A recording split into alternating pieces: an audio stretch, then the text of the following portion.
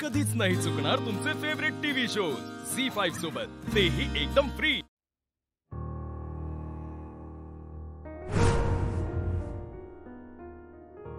Phone उचल रे ओंक्या, phone उचल।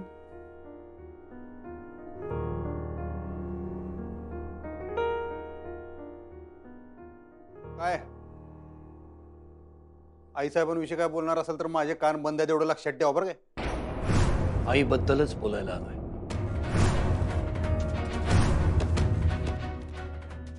तुझ्या खऱ्या आई बद्दल, तुझ्या जन्मदात्री बद्दल, चारुलता बद्दल। ती गेली तेव्हा लहान होतास तू, तुला आठवत सुद्धा नसेल। आणि त्यात या तुझ्या महान आई साहेबांनी उरल्या सुरल्या आठवणी सुद्धा पुसून टाकली असते। पण माझ्यासाठी ती गेल्यापासून तिची आठवण आली नाही असा एक क्षण गेला नाही। आणि जेव्हापासून या भुवनेश्वरीने तिचे रंग दाखवायला सुरुवात केली ना, तेव्हापासून पावलोपावली मला चारू आठवते। ती असती आज तर चित्र वेगळं असतं, नक्की वेगळं असतं। ही जी आपल्यात दरी आहे ना, ही जी तुझ्या मनात माझ्याविषयी तेढ आहे ती नसते। आणि ज्या मुलीचा हात हातात घेऊन 7 जन्म तिची साथ देण्याचं वचन दिलंस ना, तिच्याच हाताला धरून तिला घराबाहेर सुद्धा काढलं नसतंस तू।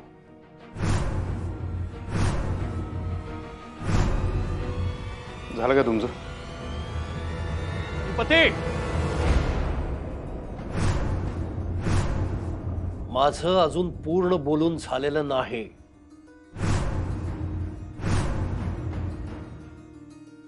आज हतबल असलो तरी या घरचा कर्ता पुरुष आहे मी, तुझा बाप आहे।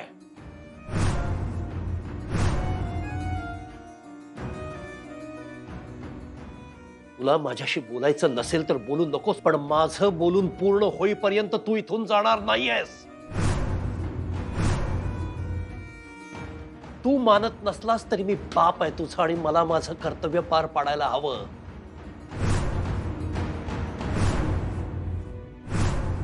उद्या जेव्हा शुद्धीवर येशील ना, डोळ्यावरची झापडं उतरतील, तेव्हा तूच येऊन जाब विचारशील मला की त्यावेळेला तुम्ही बाप म्हणून सावध का नाही केलं म्हणून बोलतोय।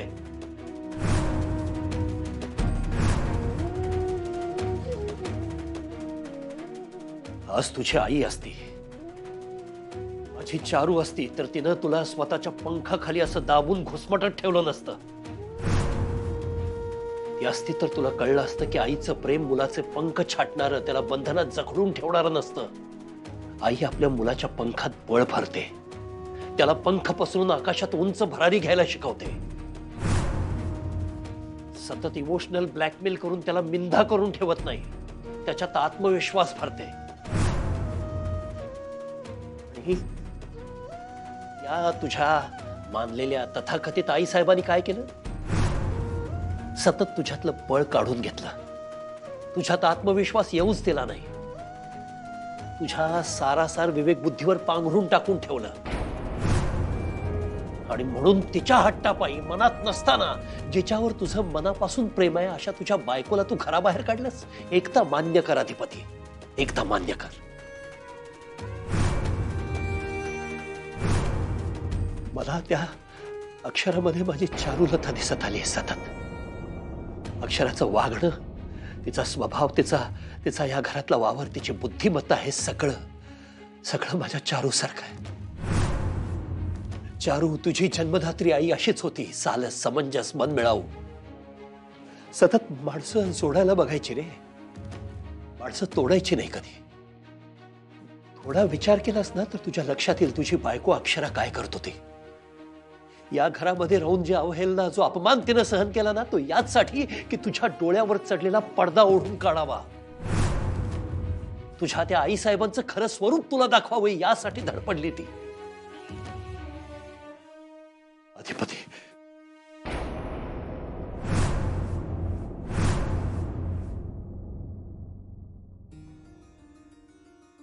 अधिपती, कुठल्याही कारणासाठी जर अक्षरासारख्या मुलीला गमावलंस ना, तर पुढे आयुष्यभर पश्चाताप केलास तरी भरून येणार नाही असं नुकसान होईल तुझं। वेळ गेलेली नाहीये अधिपती. जा असाच जा. त्या पोरीला या घरात घेऊन ये परत. मानाला आण तिला, तुझी बायको आहे ती. आणि त्यानंतर वाटल्यास माझं आयुष्यभर तोंड बघू नकोस. मला चालेल. एवढं बोलायला सुचाले तुम्हाला आज? नवरा बायकोचं नातं तुम्हाला जर एवढं कळत असतं तर आमच्या आई साहेब ज्यांनी आयुष्यभर तुम्हाला मनापासून नवरा मानलं होतं त्यासनी तुम्ही त्याच नजरेनं बघितलं असतं. एवढं लक्षात घ्या. आणि तुम्हाला तेढ दिसते, माझ्या मनात असलेली तेढ दिसते ना तुम्हाला. तेढ तुमच्या मनात जी तेढ आहे तुम्हाला दिसत नाही. आई साहेबांविषयी आयुष्यभर ती ठरवून ठेवल्या तुम्ही, दिसत नाही तुम्हाला.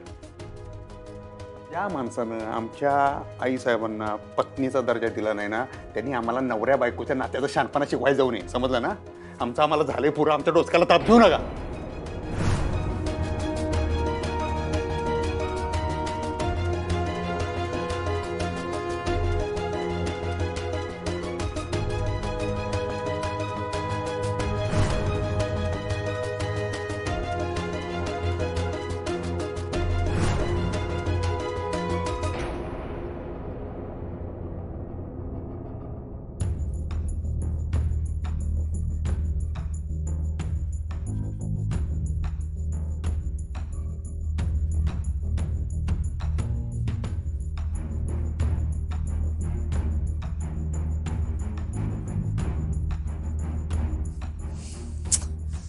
निखिल पण ना फोन उचलत नाहीये माझे, आणि माझे मेसेजेस ना रिप्लाय सुद्धा करत नाहीये. मी काय करू आता? बाबा, आई, तुम्ही प्लीज काहीतरी करा ना, काहीतरी बोला ना प्लीज. सगळं भलं काय या ताईच करणार आहात का तुम्ही? मी या घरची कोणीच नाहीये का? मी आत्ताच सांगतेय, जर माझं लग्न निखिलशी झालं नाही तर मी अगं काय चाललंय तुझं? बाबा हो, तुम्हाला कळत कसं नाहीये? निखिलचे आई बाबा इथे येऊन इनडायरेक्टली लग्न मोडून गेलेत. कसेही बोललेत ते बाबा. मी काहीच करू शकत नाहीये, मी शांतही बसू शकत नाहीये. तरीही तू थोडा वेळ शांत बस. हे बघ, थोडा वेळ जाऊ दे, करतो आम्ही काहीतरी. काय करणार आहात तुम्ही?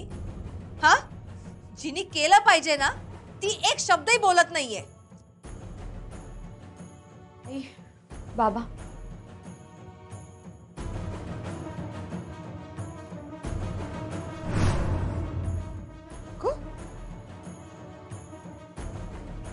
काय? आणि बॅग भरून कुठे निघालीस? बाबा, मला तुमच्याकडून 10,000 उसने हवे. माझा पगार झाला की देईन तुम्हाला परत.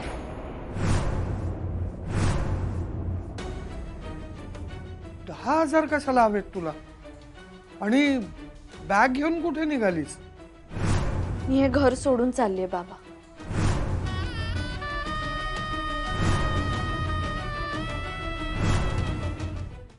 झी5 ॲप डाउनलोड करा आणि पहा सर्व एपिसोड्स एकदम फ्री.